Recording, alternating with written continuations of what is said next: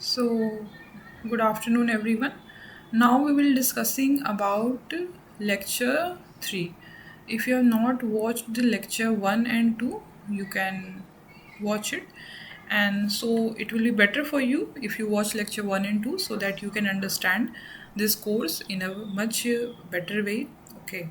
And do like and watch next video and previous video and do comment if you can.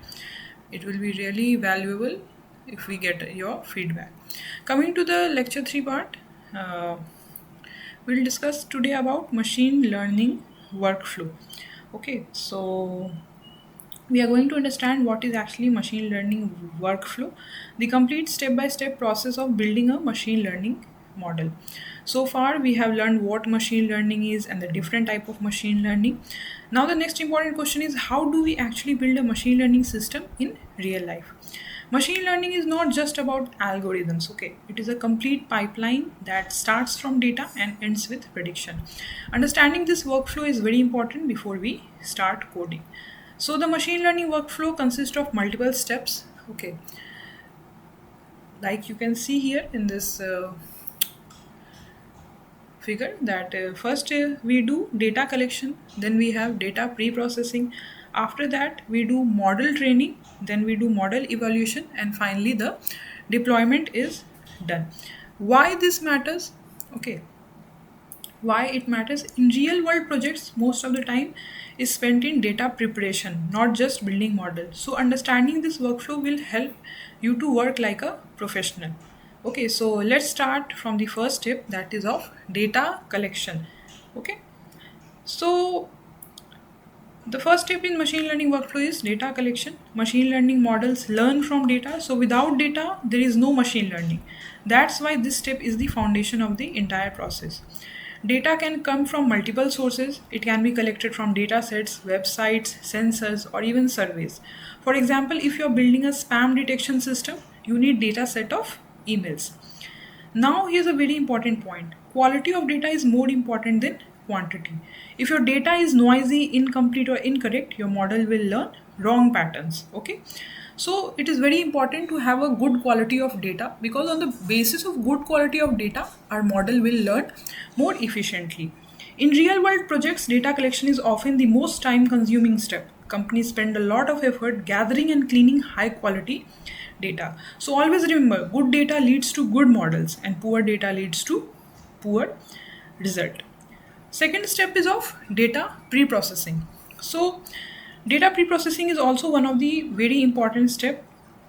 Okay, raw data is usually not clean or ready to use. It may contain missing values, error, or inconsistent format. So before training a model, we need to clean and prepare the data.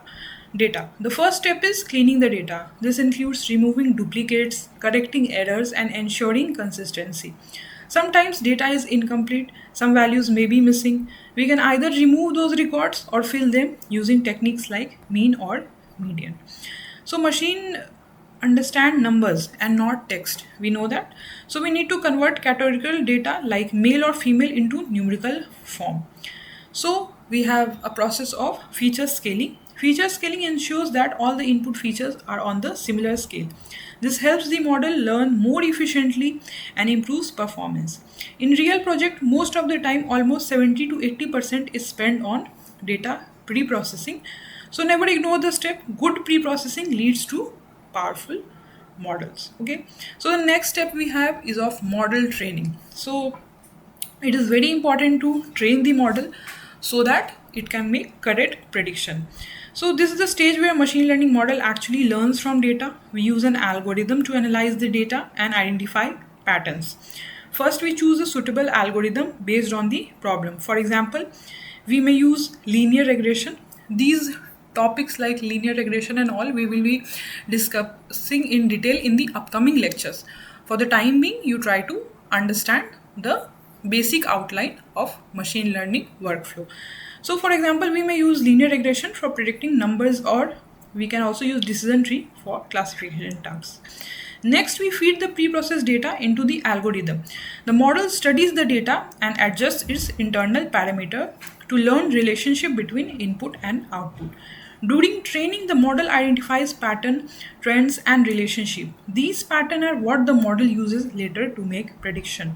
At the end of the process, we get a trained model, a system that has learned from the data. So model training is where raw data is transformed into knowledge. The pre-processed data that you give to the model, what it does, it tries to recognize patterns and all, it tries to capture it, and therefore the more better it recognizes the pattern, the more better predictions it can make. So finally we have model evaluation. Okay, so after training, we have to evaluate that how our model is performing. Model evaluation is about checking how well our model performs. Just because a model works well on training data doesn't mean it will perform really good in real life. That's why we test the model on unseen data, data that the model has never seen before. This helps us understand how well the model generalizes. We use different metrics to evaluate performance. For example, accuracy is used, how many predictions are correctly made. There are also precision and recall, especially important for the classification problem. One common problem is overfitting, where the model performs very well on the training data but poorly on the new data. This happens when the model memorizes instead of learning. In real world applications, evaluation is critical because poor models can lead to wrong decision. So always test your model properly before using it in real world scenario. Next, we have the model deployment. Use model in the real world, integrate it into application, make predictions live, and then we have to monitor the performance. So deployment is not the end. We also need to monitor the model's performance. Over time, data may change and the model may need retraining.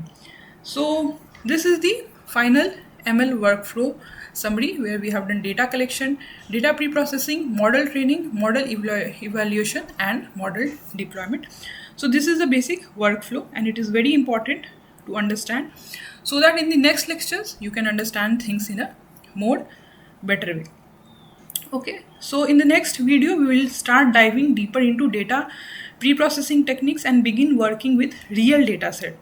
So let's continue building your machine learning journey. Okay, so thank you everyone. I'm really grateful you have come and watched till this part of the video. Kindly like and comment and give your views, and I'm really grateful to all of you. Please come for the next lecture. Thank you so much.